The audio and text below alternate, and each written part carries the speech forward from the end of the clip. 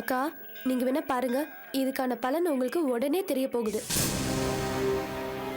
இப்ப நீங்க வீட்டுக்கு போறீங்கல்ல, வீட்ல அநேகமா உங்க புருஷன் இருந்தாலும் இருப்பார் பாருங்க.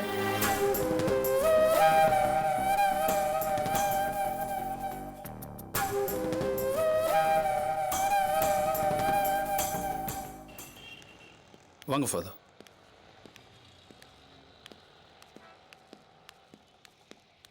இதான்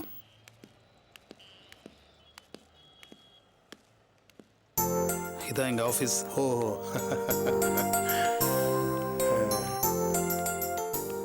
இது ஃபாதர் ரஃபேல். உட்காருங்க ஃபாதர். வணக்கம் ஃபாதர். வணக்கம்மா. ஃபாதர், இவங்க தெரியும், அபிதானே?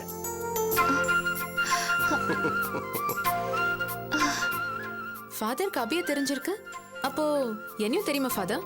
நீ உஷா, இவர் கிருஷ்ணன், சரிதானே? எங்க எல்லாரையும் உங்களுக்கு எப்படி தெரியும் ஃபாதர்? தொல்காப்பியன் எனக்கு அடிக்கடி லெட்டர் போடுவாரு. நீங்க எல்லாரும் பழைய கம்பெனில வேலை பார்த்தது, அதை விட்டு வெளியே வந்தது, அப்புறம் இந்த கம்பெனி ஆரம்பிச்சது எல்லாமே எனக்கு தெரியும். உங்களை பத்தி அடிக்கடி பெருமையா லெட்டர் எழுதுவாரு. என்ன தொல்காப்பியன், ஃபாதரை பத்தி எதுவுமே சொல்லவே இல்லையே. அபி, சாந்தியோடைய பழைய லைஃப்பை பத்தி உங்களுக்கும் உஷாவுக்கும் நல்லா தெரியுமே. ஆமா. அங்க சாந்திக்கு படிப்பு சொல்லி கொடுத்த ஃபாதர் பத்தி சொல்லியிருப்பாங்க, நானும் சொல்லியிருக்கேன். அது இவர் தான், ஃபாதர் ரஃபேல். சாந்தின்னு நீங்க சொல்ற அந்த பொண்ணு பேரு மலையம்மா. அப்படித்தான் அவளை அந்த ஊர்ல கூப்பிடுவாங்க, தெரியும்ல? சாந்தியா அதை சொல்லியிருக்காங்க ஃபாதர். நீங்க அவங்களுக்கு படிப்பு சொல்லி கொடுத்தது, அப்புறம் அவங்க அங்குசாமியை லவ் பண்ணது, தொல்காப்பியன் அவங்களுக்கு கல்யாணம் பண்ணி வச்சது, அப்புறம் அவங்க புருஷன் காணாம போனது எல்லாமே சொல்லியிருக்காங்க. அப்படியா? இந்த பிரச்சனை நடந்த சமயம் குறிப்பா சொல்லணும்னா, மலையமாவ பெரியமலையானுக்கு காணிக்கா கொடுத்த அந்த பிரச்சனை நடந்தப்போ நான் வெளிநாட்டில் இருந்தேன். அப்பதான் இந்த சம்பவங்கள்லாம் நடந்திருக்கு. அப்போ உங்களுக்கு தொல்சா எப்படி ஃபாதர் தெரியும்? ஒரு முறை தொல்காப்பி என்னை கான்டாக்ட் பண்ணி இவர்கிட்ட சாந்தி இருக்கிற விவரத்தை என்கிட்ட சொன்னாரு. அவரே சாந்தியோட எதிர்காலத்துக்கு என்ன செய்யலன்னு ஆலோசனை கேட்டார். இவருடைய பாதுகாப்புல சாந்தி நிம்மதியா இருக்கிறத நினைச்சு நான் சந்தோஷப்பட்டேன். அவ உங்க கூட இருக்கதான் பாதுகாப்புன்னு சொல்லியிருந்தேன். அவரும் இத்தனை நாள் நல்லபடியா வச்சிருந்தாரு. இப்ப என்னன்னா, சாந்தியை கூட்டிட்டு போங்கன்னு சொல்றாரு.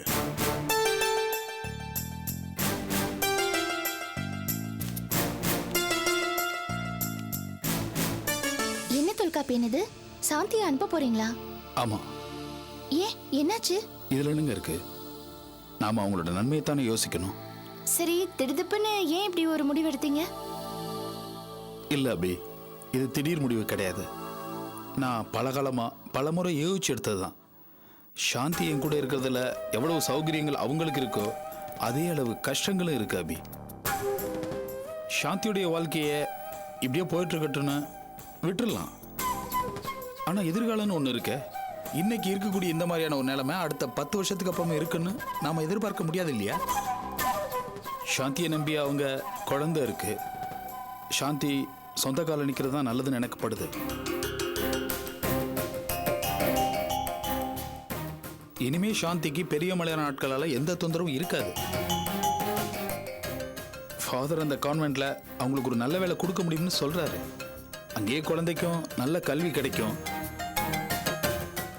இது ஒரு நல்ல ஏற்பாடுன்னு என் மனசுக்கு பட்டதால தான் இந்த முடிவை எடுத்தேன். இல்ல, நீங்க அவங்கள அனுப்புறது உங்களுக்கு சிரமமா இல்லையா? சிரமம் தாங்க. அதுக்காக அவங்க எதிர்காலம் தானே நமக்கு முக்கியம். அவங்க இங்கேயே இருந்தா எனக்கு நல்ல சாப்பாடு கிடைக்கும். ஆனா அவங்க எதிர்காலத்தையும் நம்ம பார்க்கணும் இல்லையா?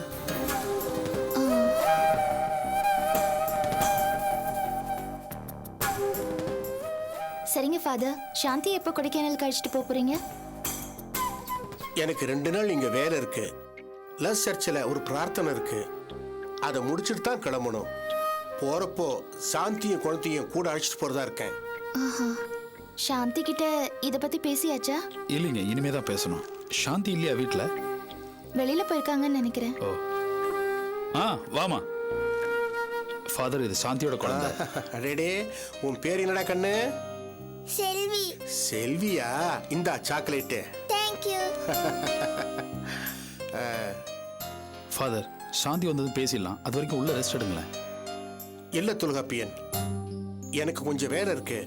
அதை தவிர சாந்தி கிட்ட இந்த விஷயத்தை நீங்க பேசணும் இல்லையா? இது சம்பந்தமா சாந்தியுடைய அபிப்பிராயம் என்னன்னு நமக்கு தெரியல. நீங்க பேசுறப்ப நான் இருந்தா அது தர்ம சங்கடமா இருக்கும். அப்ப நான் கிளம்புறேன். சாந்தி உங்களை பார்த்தா ரொம்ப சந்தோஷப்படுவாங்கல்ல? நிச்சயமா சந்தோஷப்படுவா. அதனால என்ன, நான் தான் அவளை அழைச்சிக்கிட்டு போறேனே. அப்ப அந்த பொண்ணு கிளம்புறதுக்கு வேண்டிய ஏற்பாடு பண்ணுங்க. சரி ஃபாதர். நான் போய் ஃபோன் பண்றேன். சரி. இப்ப நான் கிளம்புறேன். வாங்க ஃபாதர். ஃபாதர் அனுப்பிச்சிட்டு வந்தேன்.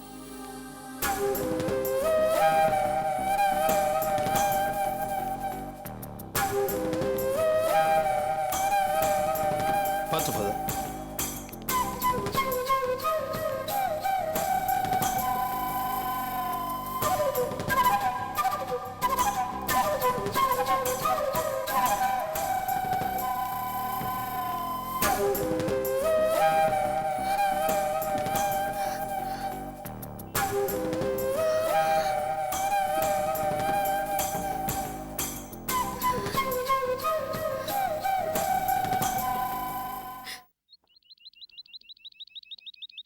ஆழ்வார்பேட்டா ஆளுடா, அறிவுரைய கேளுடா, ஒரே காதல் ஊரில் இல்லையடா.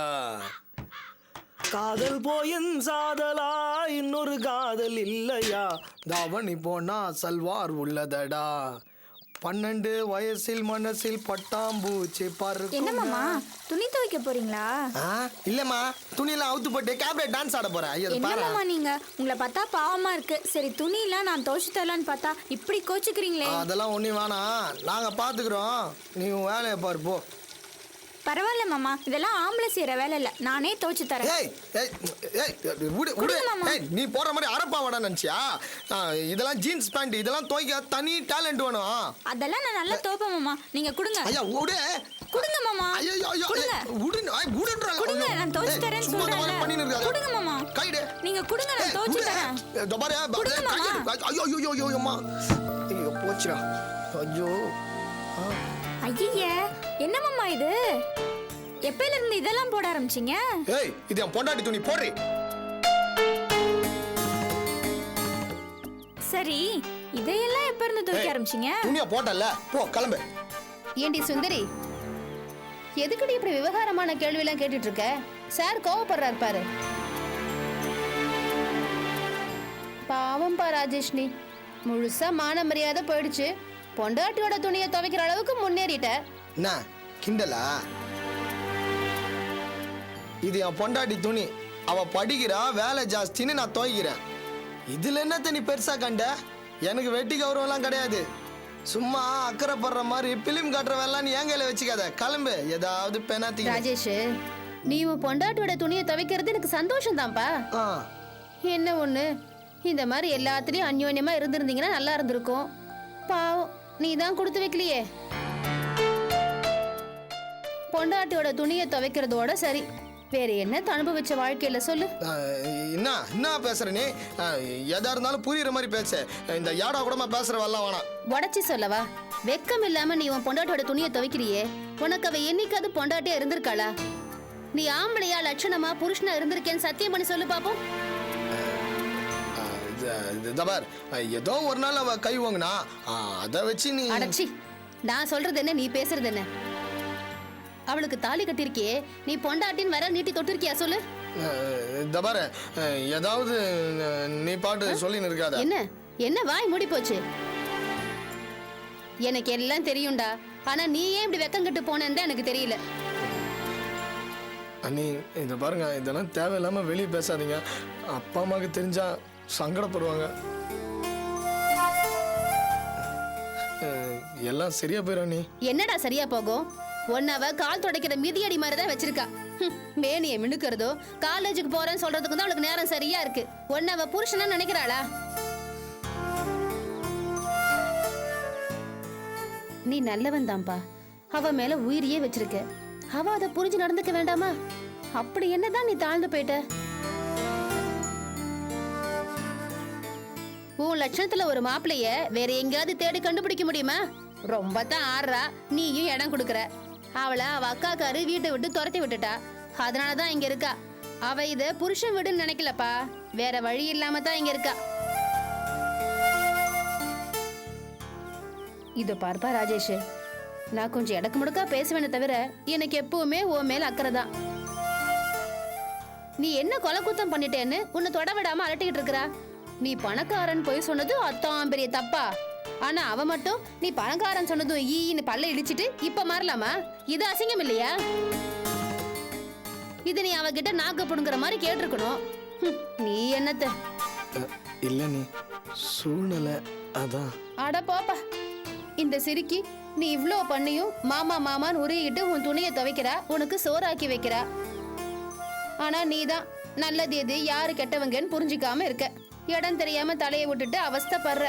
நீ வேணா பாரு, படிச்சு முடிச்சு அவளுக்கு வேலை கிடைச்சதும் போடா இவனேன்னு உன்னை தூக்கி போட்டு போதான் போறா. இப்ப கூட போயிடுவா, ஆனா சாப்பிட்றதுக்கும் தங்கறதுக்கும் இடம் வேணும்ல, அதான் இங்க இருக்கா. என் தங்கச்சி மாதிரி போறதுக்கு இடம் இருந்தோம் மாமா மூஞ்சியே பார்த்துட்டு இருக்கிறதுக்கு அவளுக்கு தலையெழுத்தா என்ன? என் தங்கச்சி பாவம்பா, உன் மேல மனசுல ஆசை வச்சுட்டா. அதை உன்கிட்ட சொல்லியும் போட்டா, அதான் உனக்கு இலக்காரமா போச்சு. இவளுக்கு மினுக்க தெரியாது, பகட்ட தெரியாது, 4 வார்த்தை இங்கிலீஷ்ல பேச தெரியாது. ஆனா மாமா மாமான்னு உயிரை விட தெரியும்.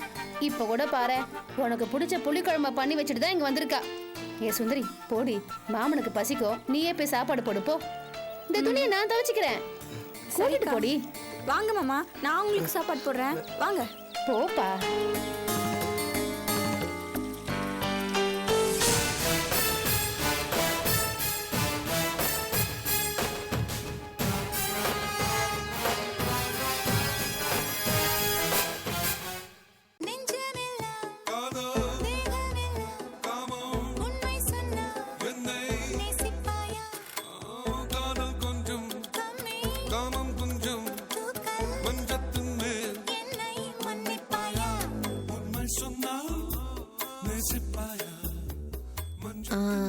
அம்மா, ஏ ரமேஷ், ரொம்ப தூரம் தள்ளி வந்துட்டோம் போல இருக்கு.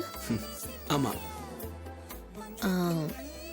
ஏன் சிட்டிக்குள்ள வேற இடமே இல்லையா? இந்த ஊர் பசங்க டிஸ்டர்பன்ஸ் இல்லாம, போலீஸ்காரங்க தொந்தரவு இல்லாம நாம நிம்மதியா பேசணும்னா இந்த மாதிரி இடத்துக்கு வந்து தானே ஆகணும். ஏன் வேற எந்த லவர்ஸும் சிட்டிக்குள்ள மீட் பண்றது இல்லையா? நம்ம மட்டும் இவ்வளவு தூரம் வந்திருக்கோம். இங்க பார், நம்ம எந்த ஒரு டிஸ்டர்பன்ஸும் இல்லாம பேசணும்னு நினைக்கிறேன். அதுவும் இல்லாம உங்க வீட்டு பக்கம் என் தலை தெரிஞ்சாலே உங்க அம்மா ஊரையே ரெண்டாக்கிடுவாங்க. நம்ம பில்டிங்க்கு கூட இந்த மாதிரி தான் எலிவேஷன் வரணும். ஆஹா, நம்ம சைட்டு கூட வாஸ்து பிரகாரம் நல்ல மூலையில் தான் அமைஞ்சிருக்கு. வாஸ்துவ விடுங்க கிருஷ்ணன் சார், வாட்டர் டேபிள் எந்த லெவல்ல இருக்குன்றது தான் ரொம்ப முக்கியம். அதான். இப்போ என்ன டிஸ்டன்ஸ் ஒரு பெரிய தொந்தரவா என்ன? இப்பதான் நம்ம 2 பேரும் நெருங்கி வந்துட்டோமே. என்ன சொல்ற? என்ன வித்யா, இவ்வளவு தூரம் வந்திருக்கோம், இது கூட தெரியாம சின்ன பசங்க மாதிரி பேசுறியே. ரமேஷ், எனக்கு இதெல்லாம் பிடிக்காது. நம்ம என்ன போவோம், கிளம்பலாமே. என்ன வித்யா, இவ்வளவு தூரம் வந்ததுக்கு அப்புறம் ரமேஷ், நீ கையெல்லாம் பிடிக்கிற? வித்யா ப்ளீஸ் ப்ளீஸ். ஏய் வித்யா, ஏய். ஓ அப்படியா?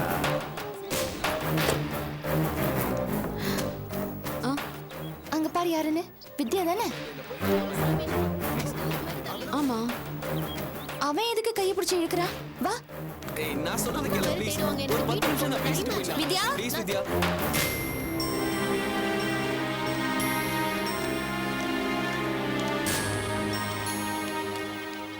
ஏ வித்யா, என்னாச்சு? யார் இந்த இடியட் சும்மா கை பிடிச்சு இழுத்துட்டு இருக்கான்?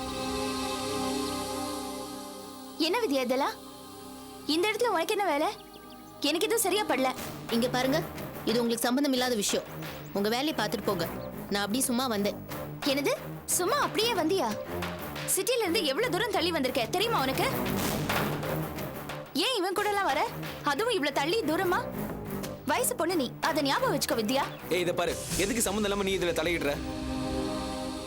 வித்யாவும் நானும் ஃப்ரெண்ட்ஸ், ஏதோ தனியா சந்திச்சு பேசலாம்னு இங்க வந்தோம். ஆமா, உனக்கு என்ன இதுல? நீ உன் வேலையை பார்த்துட்டு போ. இது பாரு, நான் உன்கிட்ட பேசல. வித்யா, நீ பண்றது சரியில்லைம்மா, இதெல்லாம் தப்பு. முதல்ல நீ கிளம்பி வீட்டுக்கு போ.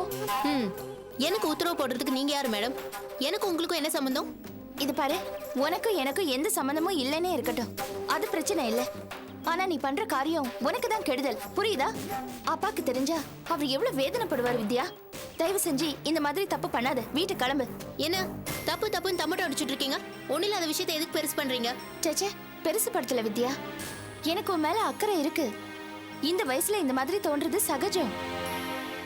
ஆனா அதுல நீ உன்னை எழுந்துடக்கூடாது வித்யா. நான் ஏன் சொல்றேன் எதுக்காக சொல்றேன்னு தயவு செஞ்சு நீ புரிஞ்சுக்கோ. ஏய் நீ என்ன பெரிய இவ மாதிரி பேசுற? என்ன பெரிய இவ மாதிரியா? பொறுக்கி நீ தான் ஓவரா பேசுற. மரியாதையா பேசு. என்ன ரெண்டு பொட்ட கைதிங்களும் ஒண்ணா சேர்ந்துட்டு என்ன வேணாலும் பேசுவீங்களா? ஏய் மரியாதையா பேசுறியா? ஏய் உங்களுக்கு எல்லாம் என்ன மரியாதை? பெருசான கிழிச்சிருவீங்களா? ஆமாடா கிழிக்க தானே போறோம். ப்ளீஸ்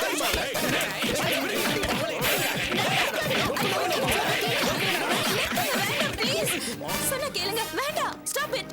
டேய் ஓடி போடா. மறைக்கிறான். பொறுக்கி எல்லாருமா ஒண்ணா சேர்ந்துக்கிட்டு என்ன அவமானப்படுத்திட்டீங்கல்ல, வச்சுக்கிறேன்டி உங்களுக்கு.